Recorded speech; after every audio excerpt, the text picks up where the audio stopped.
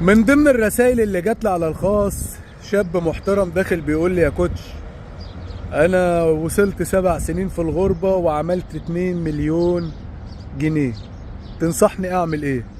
انصحك اول حاجة انك بقى تاخد اهلك في حضنك وتعيش عيشتك وتاكل اكلك وتنام نومتك والحمد لله، وما تسمعش كلام الناس اللي يقولك ايه يا عم انت هتنزل فين، اصل الدنيا ومش الدنيا.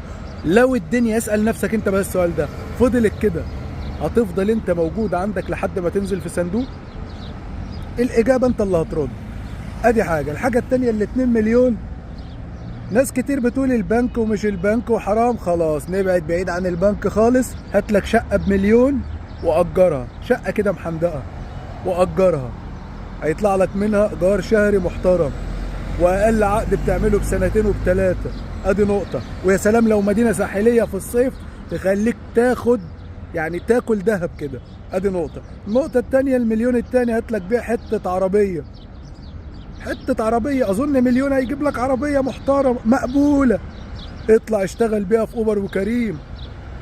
الإيراد من ده على الإيراد من ده يعيشك برنس، ملك ملك ومال حلال، منها للنزاهة العربية وفي نفس الوقت لشغلك.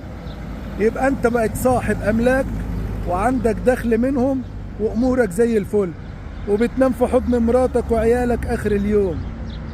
توكل على الله وما تسمعش كلام ابو نص لسان، هتلاقيه كل شويه يقولك يا عم هتنزل فين. ده هتلاقيه فاشل، ما عملش حاجه واموره مزفته ومش عارف ياخد قرار في حياته.